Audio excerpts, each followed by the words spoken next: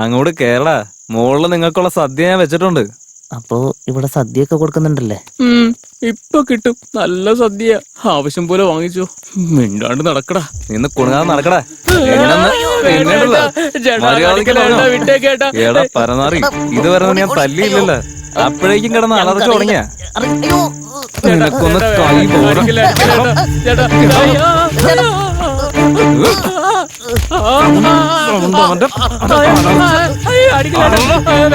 അടിക്കല്ലേട്ടാ. അയ്യോ ചേട്ടാ വേദനിക്കുന്ന ചേട്ടാ, അടിക്കല്ലേ. അയ്യോ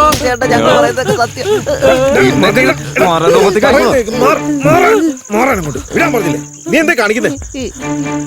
നിനക്കെന്താ പ്രാന്ത് പിടിച്ചിരിക്കാണോ? ഉമ്മാരെ അടിച്ച് കൊല്ലുന്ന എന്തിനാ? യുവമാരെ കട്ടെന്ന് സമ്മതിച്ചു കഴിഞ്ഞല്ലോ, ബാക്കിയൊക്കെ പോലീസ് നോക്കിക്കോളും. വിട്. ഇട ശങ്കര, നിനക്കെന്തിനാ ഇത്രയും ദേഷ്യം വരുന്നേന്നേ? പോലീസ് എങ്ങാനും കാര്യം അറിഞ്ഞു കഴിഞ്ഞാ യുവമാരോട് എന്നെ കൂടി പൊക്കി കൊണ്ടുപോകില്ലേ?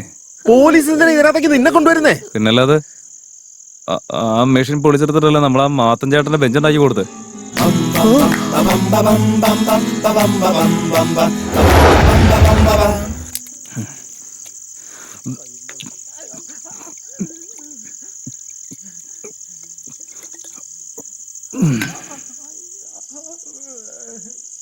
ചേട്ടാ, ഞങ്ങളത് മനഃപൂർവ്വം എടുത്തതല്ലേ ചേട്ടാ.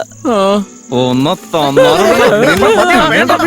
പറയുന്നു കേക്ക്. നീ ഇങ്ങോട്ട് വന്നി ഒന്ന് നിർത്ത്. വെറുതെ ഇരിക്കാണ്ട് അവന്മാരെ എന്തിനെടുത്തിട്ട് പൊതുക്കുന്നേ? ഇട തല്ലിയ ചത്തു അവന്മാര്. ആ മുടിയൻ എന്തെങ്കിലും പറഞ്ഞെന്ന് വെച്ചാൽ അവൻ പറയട്ടെ അവന്റെ പാട്ടിന്. മര്യാദക്ക് സത്യം പറഞ്ഞോണം, അല്ലെങ്കിൽ ചവിട്ടി കൂട്ടി ഞാൻ. പറയടാ.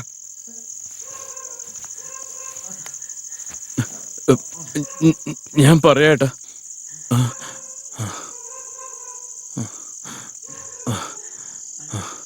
ചേട്ടാ, ഞങ്ങളുടെ തൊഴിൽ തന്നെ മോഷണമാണ്. ഞങ്ങളുടെ എല്ലുമുറിയെ പണിയെടുക്ക്, എന്നിട്ട് പല്ലുമുറിയെ തിന്നാന്നൊക്കെ പറഞ്ഞാൽ ഞങ്ങളെ കൊണ്ട് എങ്ങനെ പറ്റാനാ? നാട്ടിൽ പോയി അവിടെ പാടത്ത് വല്ല കൃഷിയും ചെയ്യാന്ന് വിചാരിച്ച ആ സ്ഥലത്തിന് വേണ്ടി കടം വാങ്ങി വാങ്ങി ചത്തത് എന്റെ അച്ഛൻ. അതിന്റെയൊക്കെ പലിശ ഉണ്ടല്ലോ എന്റെ തലേ കയറി ഇരിക്കുക. അധ്വാനിച്ച് ജീവിക്കാന്ന് വെച്ചാ കിട്ടുന്ന പൈസ എവിടെ നിന്ന് വരുന്നു എവിടേക്ക് പോകുന്നു എന്നറിയില്ല. അതിന്റെ കൂടെ കടവും തിരിച്ചടയ്ക്കാൻ പറഞ്ഞ എങ്ങനെയാ? അതുകൊണ്ട് ചേട്ടാ, ഒരു ദിവസം പെട്ടെന്ന് അങ്ങനെ മോഷ്ടിക്കാൻ വേണ്ടി ഇറങ്ങി തിരിച്ചതാ. ചെറിയ ചെറിയ മോഷണത്തിൽ നിന്ന് കിട്ടിയ പൈസയൊക്കെ സമാധാനമായിട്ട് എവിടെയെങ്കിലും ജീവിക്കാനുള്ള രീതിയിൽ നമുക്ക് തികയത്തില്ല. ഇങ്ങനെ പോയാ ഞാൻ എന്ന് ഈ കടമൊക്കെ അടച്ചു തീർക്കാനാ? ഒരു ദിവസേ നാട്ടിൽ നിന്ന് വരുന്ന സമയത്ത് ആ മെഷീൻ ഞങ്ങൾ കണ്ടു. അത് പൊക്കിക്കഴിഞ്ഞ ഞങ്ങളുടെ ബുദ്ധിമുട്ടുകളെല്ലാം തീരുള്ളൂ എന്ന് വിചാരിച്ച ഇത്രയും വലിയ കാര്യം ചെയ്യാമെന്ന് ഞങ്ങൾ തീരുമാനിച്ചത്. എന്റെ അമ്മേ,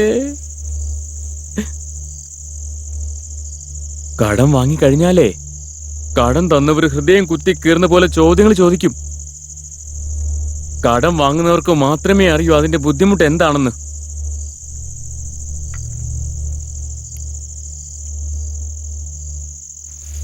ചേട്ടോ, നമ്മുടെ ഈ മുടിയനില്ലേ, ഇവനൊരു കൊച്ചിനെ കല്യാണം കഴിക്കണമെങ്കിൽ പാവം ഇവന്റെ കയ്യില് ഇച്ചിരി കാശൊക്കെ വേണ്ടേ?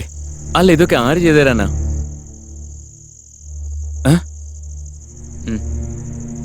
ചേട്ടോ ചേട്ടോ ഞാൻ പറഞ്ഞത് നിങ്ങളൊന്ന് ആലോചിച്ച് നോക്ക്. ശരിക്കൊന്ന് ആലോചിച്ച് നോക്ക്. ആലോചിക്കാനൊന്നുമില്ലടാ, നീ പറയുന്നതൊക്കെ സത്യം തന്നെയാ. കടം കയറി കഴിഞ്ഞാലേ അതോടെ മുടിഞ്ഞല്ല. ഓരോ ആവശ്യത്തിന് കടം വാങ്ങിക്കും, പിന്നെ അതിന്റെ പലിശ അടയ്ക്കാനായിട്ട് പിന്നെയും നമ്മൾ കടം വാങ്ങിക്കും. അതിനിടയ്ക്ക് വല്ല സൂക്കേടും വന്ന മരുന്നിന് വേണ്ടി കടം വാങ്ങിക്കും. ആരെങ്കിലും ജനിച്ചാലും ചത്താലും ഒക്കെ കടം വാങ്ങിക്കും.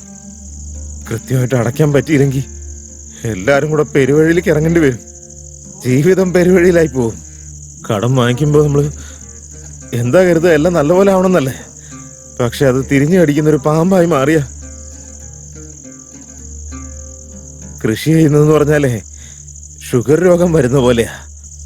നമ്മുടെ നാവിന് മധുരം വലിയ ഇഷ്ടമാ, പക്ഷെ ശരീരത്തിനത് കേടാ. കടമെന്ന് പറയുന്നതേ ഒരു രണ്ടാം ഭാര്യ പോലെയാ. നമ്മുടെ ആഗ്രഹത്തിന് അതൊക്കെ വേണം, പക്ഷെ അത് കുടുംബത്തിന് വേണ്ട. ഒരുത്തൻ കടം വാങ്ങിച്ചു കഴിഞ്ഞാ അവന്റെ ജീവിതം തീർന്നു, എല്ലാം അവസാനിക്കും. രംഗ, നീ പറയടാ, അതങ്ങ് പൊളിച്ചെടുക്കട്ടെ. നിന്റെ ഈ അവസ്ഥ എനിക്ക് കണ്ടുവെക്കാൻ വയ്യ. എന്ത് പണ്ടാരായാലും വേണ്ടില്ല, ഇനി അത് പൊളിച്ചിട്ട് കാര്യമുള്ള. നീ വന്നേ. ചേട്ടാ, ഈ മോഷണം എന്ന് പറയുന്നത് അത്ര എളുപ്പമുള്ള കാര്യമൊന്നും അല്ല.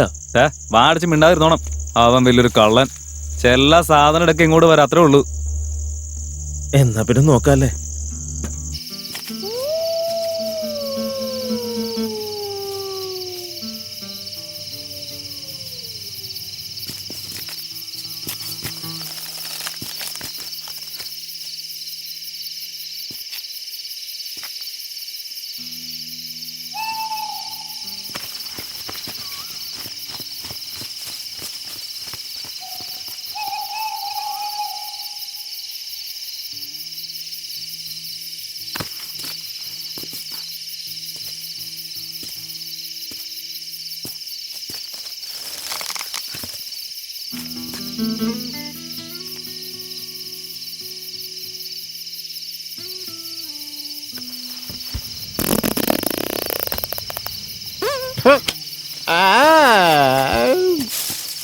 നിൽക്ക.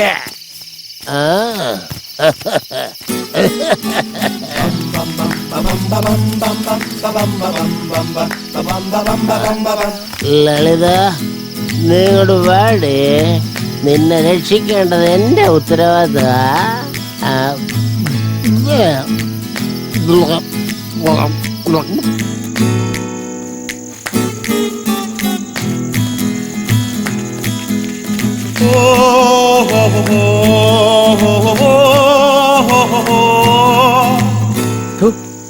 ചോറ് തിന്നുന്നവനാണെങ്കിൽ ഇത്രയും നാറിയമാണ് എന്തായാലും വരില്ല. ഇങ്ങനൊരു വൃത്തികെട്ടവൻ. എന്റെ ദൈവമേ, എന്നെ കൊണ്ട് പറ്റില്ല. ഈ കക്കുന്ന പണിയൊന്നും എന്നെ കൊണ്ട് പറ്റില്ല. അവനെന്റെ മൂക്കിൽ പടക്കം പൊട്ടിച്ചില്ലായിരുന്നെങ്കിലേ സുഖമായിട്ട് അതങ്ങ് എടുത്തിട്ട് വരായിരുന്നു. മാത്തഞ്ഞാന്റെ കയ്യിലെങ്ങാനും കയറി കൊടുത്തായിരുന്നെങ്കിലേ അതോടെ തീർന്നേനെല്ലാം. മണ്ടന്മാര് മുട്ടുകാല് കൂട്ടിടിച്ച ചിരട്ട പൊട്ടാറേ. ആരും തെറ്റിയതില്ലാന്നുണ്ടെങ്കിലേ പിന്നെ പിള്ളേര് പോലും ഉണ്ടാവത്തില്ലല്ലോ. അതുപോലും അത്രയ്ക്ക് ഈസി അല്ലടാ. ആ പറഞ്ഞ ശരിയാ. അതെ, ഇതിന് മാത്രം ആലോചിക്കാൻ എന്തിരിക്കുന്നു? ഒന്ന് ഉമ്മെന്ന് പറഞ്ഞാ മതി. ഒരൊറ്റ അടി. അത് കഴിഞ്ഞാലേ തല 2 പീസായി കിടക്കും. ഞാൻ വന്നാ മുടിയെടുത്ത് കയറുണ്ടാക്കും ഞാൻ. പോലീസുകാരെ പിടിക്കുമെന്ന് ആലോചിച്ച് പേടിച്ചോടി ഇവിടെ കയറി വന്നപ്പോ ആളെ കൊല്ലാനുള്ള പ്ലാനും കൊണ്ട് വന്നേക്കാവൻ. ആദ്യം അടിച്ചു കൊല്ലണം നിന്നെ. അയ്യോ, നമ്മളിപ്പോ എന്താ ചെയ്യണ്ടേ? നിങ്ങളൊന്നും മിണ്ടാതിരുന്നേ, ആദ്യം ഒന്ന് ആലോചിക്കട്ടെ.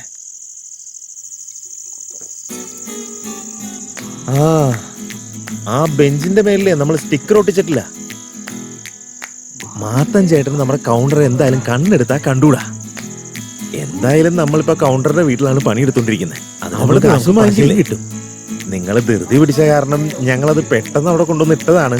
ഇതെടുത്തോണ്ട് പോയിട്ട് ഷീറ്റ് ഒട്ടിച്ചിട്ട് തിരിച്ചുകൊണ്ട് ഇടാന്ന് പറഞ്ഞിട്ട് അത് അവിടെ നിന്ന് നമുക്ക് എടുത്തോണ്ട് പോരാം. അതായിരിക്കും നല്ലത്. അത് മതി.